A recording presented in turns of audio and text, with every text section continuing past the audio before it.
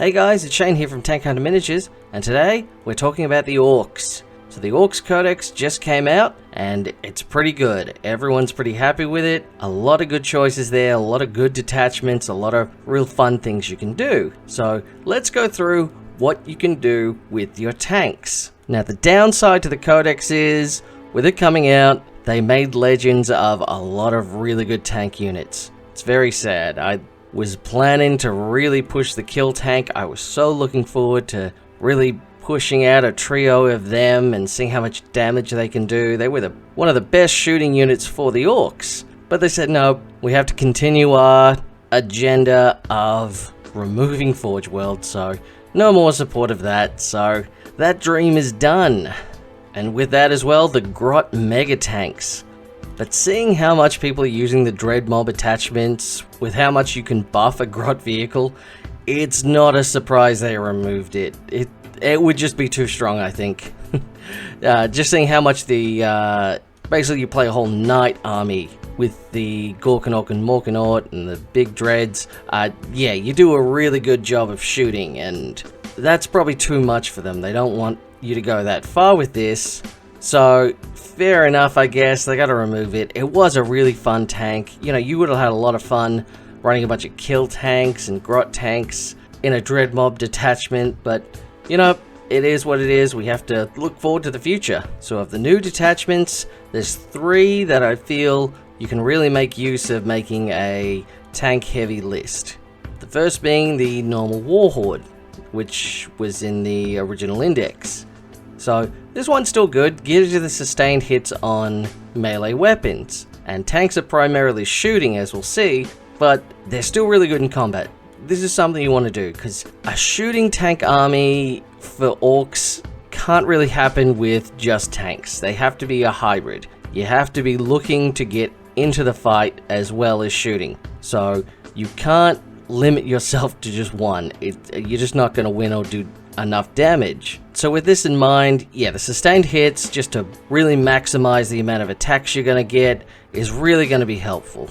For the strats, you've still got the Kareen. The Kareen's pretty much the most interesting strat they have. It's so fun, it's so Ork themed, and especially when you're using your bigger units like your Battle Wagon or the Kill Rigs, you know, they're D6 mortal wounds. So if you're able to get this off, that's a big footprint you're doing to the enemy army. As for the other ones, the Unbridled Carnage, that's a good one just to maximize more critical hits, so more sustained hits. So when you really need to utilize a lot of attacks getting through to really take something down that's big. And the other one, Orks Never Beaten, you know, that's a good one, just make your attacks before something goes down. So you're really getting the most out of these units, because you know they're not going to last forever.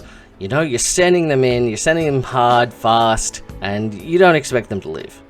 So this is a really good detachment because it'll pretty much do well against everything. Like, there isn't really a downside to this. It's just always going to work okay. It's always going to be doing something. And you might say, well, it's not a lot of strats that are really that interesting. You know, you're probably only going to be using the Carnage one the most. Kareen is going to be very situational, but you got to remember, you still got Tank Shock, you still got a command point reroll you're going to want to do for charges at some point. So this gives you a lot of options. It's just a good general buff that's going to work with everything. So I definitely say the Warhorde is a good option to take. The next one is, of course, your Beast Snagger faction detachment with the Big Hunt. Now this is an interesting one because it's very hard to get a lot of anti-vehicle, anti-monster attacks in for your Orks. They don't have a lot of high strength, high damage shooting, or really attacks in a lot of sense, except unless you're really big. You're basically bringing a Morkanaut. But anyway, this gives you some options to be able to bring something down like that. Even with weaker attacks, you've got a lot of them that are getting a lot of buffs. So if you're bringing a couple of the Hunter or the Kill Rigs, you know, you can put them in. These are what's going to affect them. The drag it down so you get the sustained hits, which, as we said, is always good because you just want to maximize the amount of attacks you're getting in. That one's even bigger. You know, you're able to fall back and still charge. So say you picked one tank as your objective last turn, you can change that. You can now fall back and charge that other unit, because you feel that's a more important target to take out. And the Instinctive Hunters one's an interesting one, because say you've got a Hunter rig, it's almost wounded, like it's almost dead, and your opponent is just pulled Bring It Down. Well, you can just quickly remove that into reserves, and now it's no longer an option. So it can be good to protect and, you know, move things around. You know, you can be very mobile with this detachment. There's a lot of options for that. The main issue that I have with it is it's very situational. Because if you're fighting an army that doesn't have monsters, vehicles, maybe a warlord that, you know, isn't doing much, isn't important, you're not really going to be able to make use of any of this. None of the strats, none of the main abilities, they're not going to really work. And when we look at the units themselves later, they really rely on that. So, like I said, it does something that the army can't normally do. Against other things that don't apply to this, they're not that good. You'd be better off bringing the Warhorde, because that's giving a buff at all times to everything. So that being said, I don't think this is a great one to bring a lot of tanks with, because they're going to rely on it. It's probably better to have just a lot of infantry, maybe just a couple, just as transports. Because, yeah, once the main targets are all gone and you can't select anymore, they're not going to be that effective. So, very much be careful with this one, because you can be pulled into something where your army just loses its edge completely. And for the last one, my favorite one, the Cult of Speed. So, speed freaks, so all your bikes and your fast attack war buggies all get the ability to advance and shoot, so all assault, and fall back and shoot. So if you're looking to do a lot of shooting over doing attacking, this is the one you want to be doing, because there's a lot of strats, as you can see there, that really help in the shooting phase, which, like I said, is rare for the Orks to have. So this is really useful. And again, don't get tied up with that. You want to be getting into combat as well. It's definitely important. So this has a lot of abilities for dealing more damage in combat, as well as getting around the board. You've got the speediest freaks. You know, you can get a 4-up invul on one of your buggies. That can be game changing if there's something, you know, you need to tie up and just keep still and just be unmovable. So there's definitely a lot of options here for speed freaks. So you can just max out as many of these as you like and just run around the board, because they're good pretty much everywhere. They're good at shooting, they're good at attacking, and they're good at holding the board, getting places. So it's definitely a good choice to go with. Like, it doesn't really have much downsides to bringing this. So I definitely say that the Cult of Speed's probably the best one you should be doing, because we don't have that many giant tanks anymore. We've mostly got these small ones that have these unique abilities. So they're probably what you're going to be wanting to go with, bring a vehicle heavy list. So let's break down which vehicles you're going to be taking. Now, of course, the main big one you're going to be taking is the Battle Wagon, because the Battle Wagon's still a pretty good choice. It's got the hard case instead of having the firing deck, which the firing deck is good to have, but again, Orks aren't great at shooting. The best shooters have heavy, so they have to stand still to be able to shoot well. So it's not that great to have a lot of firing decks, because you're not that accurate. So it's probably better to have the hard case just to bring it up to toughness 12. That's going to be hard to crack. It's only got a 3-up save, but the ramshackle rule, so you're reducing armor penetration, so you're doing pretty good. It's going to be hard to break open the Battle Wagon, especially with its wound count as well. 16 wounds. This guy's like a Land Raider, just a less armored Land Raider. So how are you going to be best using it? Well, it's got a lot of shots, a whole heap of big shooters. It's got a whole heap of options for cannon. Probably the best one to use is the kill cannon, the killer cannon, because the cannon shell, you know, it's only one shot.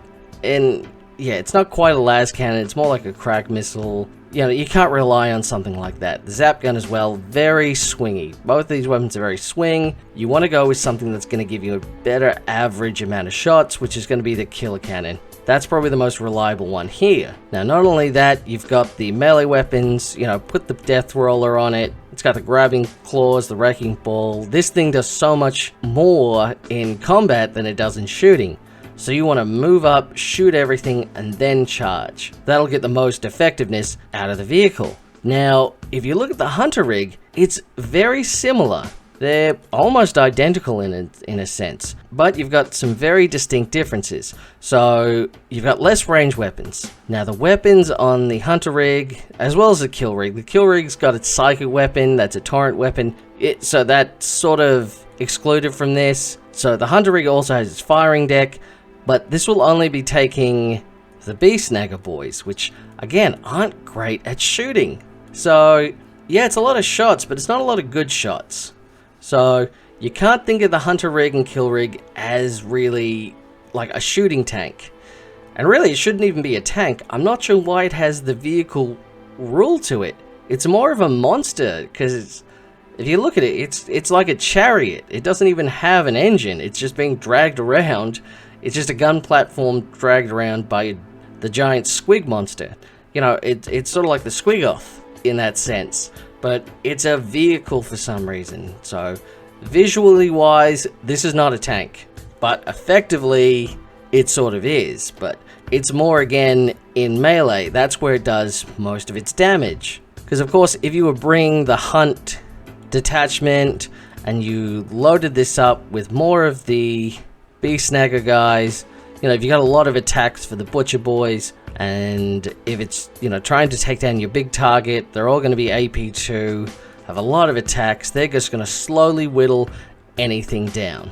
But like I said, if it's not your target, if it got multiple big heavy stuff, you're not really able to do nearly as well. You've halved your effectiveness unless you're taking out your target. Again, I think the battle wagon is probably going to be your better option, and also you can buff it with the mech. So you take a battle cannon, you put a mech inside him, you then deploy the mech, and of course he gives his buff after the movement phase. So you can move wherever you like, the mech comes with you, the mech gets out, and then he does the buff to give you +1 to hit. So your battle wagon is now hitting on 4s in the shooting, which isn't terrible, but also it's hitting on 2s with most of its weapon in combat. So that is really effective. So having a mech be able to buff the battle wagon, that's really helped. That's a powerful combo.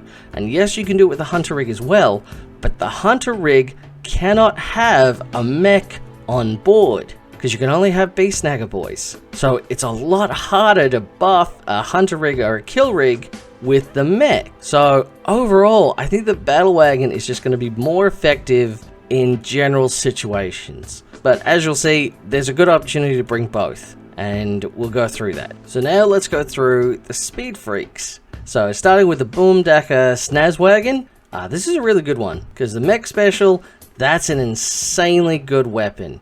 Like again, it's only BS5, but when you're within 12 inches, it's 16 attacks. And it's all assault, even if you're not in the speed detachment, it's still assault. So this is a pretty significant anti-infantry sort of unit. In addition to that, the Dust Trail Auras. So this thing, you know, is basically doing doughies. It's just driving around, just dragging around, kicking up dust, makes everything hard to see. So you put up this big dust cloud, which is really fun. So this is great for taking out sort of really strong shooting units. You want to get this guy in, get him suppressed, really be a distraction. So put this right in someone's field. The other good thing is this one has the grenades keyword. So you can also throw out grenades at someone, deal a bunch of mortal wounds. So this is really cool.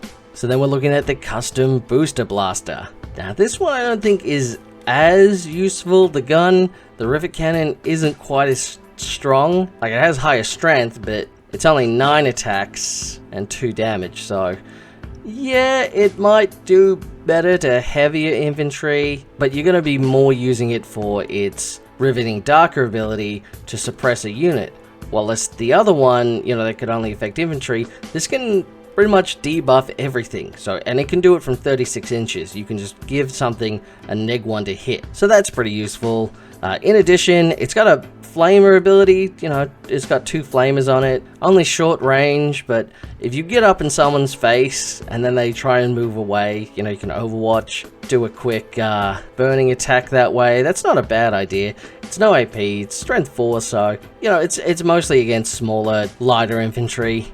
Also has a grenades keyword, so a lot of use with this one as well. Good debuff, good at being anti-infantry, and yeah, pretty fast. The Mega Track Scrapjet. This one's probably not the best. So it's got a lot of shooting with the rocket cannon and the wing missiles. It's very varied though, because D6 plus 1 attacks with blast, so it's okay, but again, you're going to be wanting something more reliable to shoot when you're only hitting on 5s. Like, it's high strength, but it's not that reliable, and its only ability is to deal, you know, up to 3 mortal wounds to something in a charge, while its melee weapon is still exactly the same as the other dragsters, as the other buggies. So I think it needs to do more attacks and more damage in melee. Like, this should be your big damage dealer. So this one sort of falls short. It's really the one you want to use last when you don't have anything else, because there's just going to be other options that can do more interesting stuff, whilst this one is sort of your heavier damage dealer, but the less reliable one. Now, the Rocket Truck Squig Buggy. This one's probably the best, because this one has the squid launchers. This is a lot of attacks that are 2 damage each, and it just shoots, blasts, you know, this will blow large units out of the water, because it's insanely long range, 36, you know, this is a big mortar tank, and the ability to do, you know, up to D6 mortal wounds when you're in 3 inches of someone. That's crazy. So you can just run a few of these up to something big, throw out the squig mines, and you know, if you do well enough, you're doing a lot of damage that's just unstoppable. And again, once you use the squid launches at some infantry, you know, you're suppressing them. They have the penalty to move and charge. You can really slow people down with this, and you can do it from safety of range. And it's like, yes, it's hitting on 5s, but if you wanted to, keep this in the back, keep your mechs next to them, and now you're hitting on 4s, you know, ignores cover. This is a great weapon. You can really see why this was used a lot in previous editions, you know, so much so that it needed to be nerfed. It's definitely a good option, and the fact that it has an assault shotgun as well, so even if you weren't using the Cult of Speed detachment, you could still advance this guy to do an action on an objective. So it's got a lot of versatility here. And last of all, you have the Shock Jump Dragster. This is a fun one as well. It's the most accurate shooting, because this has a base 3 up with its shock rifle, thanks to its Grot Gunner and extra aiming squig and all that. So this is a sniper unit, which is really fun. It's a vehicle that's a sniper, so it can deal up to 7 wounds, devastating wounds, especially if you get lucky, onto a character with a precision. So this is really cool, because you can shock tunnel it as well and just deep strike it in. So this is a really good unit to just take out characters. So if you're going up against these guys and you see these are going to be a priority target, because if you're a army that really relies on heroes to sort of buff the rest of the army, this is dangerous. You're going to need to deal with the Shock Jump Dragster really fast. So now that we've gone through all the units, let's make a couple of really fun lists to really utilize these detachments.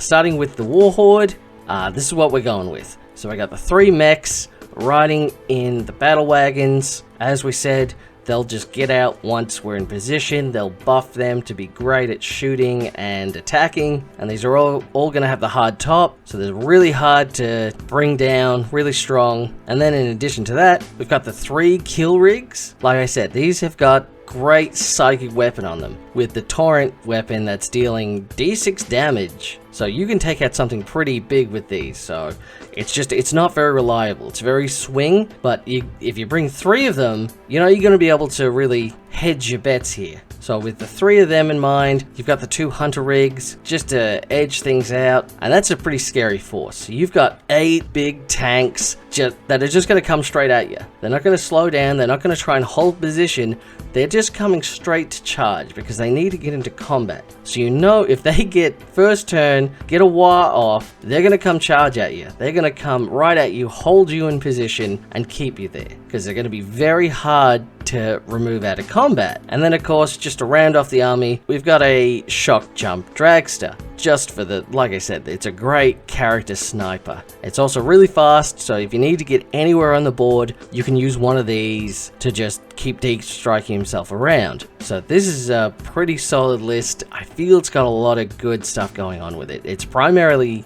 a melee army as well, which is very interesting. Even though they're all tanks, you want to make sure these guys are in close combat. That's where they're going to do the most damage. So this is a very fun one, I feel. Now the cultist speed attachment, I mean, you could just take 3 of each of the buggies and, you know, that'd be fun. You know, you'd really be holding the board in all areas, but I feel you really need the battle wagons there just to be the solid units to go straight up the middle, deal damage, just absorb the damage because they're big targets. So again, I think they're going to be very important to have. Even though the cultist speed's not buffing them, they're going to be the center of everyone's attention. So I think it's very important you bring these units in. So as we mentioned, we got the 3 squig buggies because they're fantastic. You can keep them in the back, keep them in the front. You know, they're going to be dealing stuff from range, quite long range, and when they get close up, dealing those mortal wounds with the squig mind. So a lot of stuff you can do with them. The dragsters, again, they're going to go in anywhere. They can just zoom around the table, so they're going to be very effective at that, as well as taking off any characters or just big heavy infantry.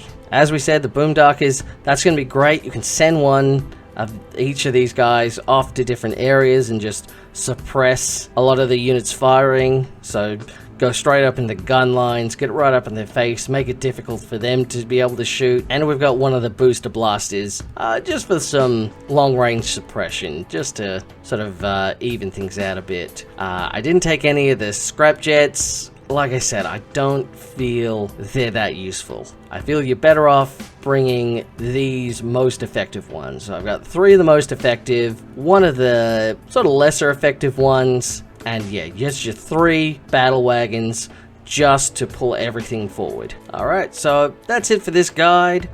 Tell me what you guys think of the Ork Codex. How are you going to play it? I'm really excited to try the cultist speed. I'm going to do that first. I really feel that's got a lot of things people aren't going to expect, and it's got a lot of versatility to it. So I'm really happy, looking forward to just going flat out Mad Mech style, just getting into combat, getting into shooting, just everything. It's going to be a blast. So I can't wait to get that up and running and show you guys a tournament result from that. But until then, I'll talk to you soon. Bye.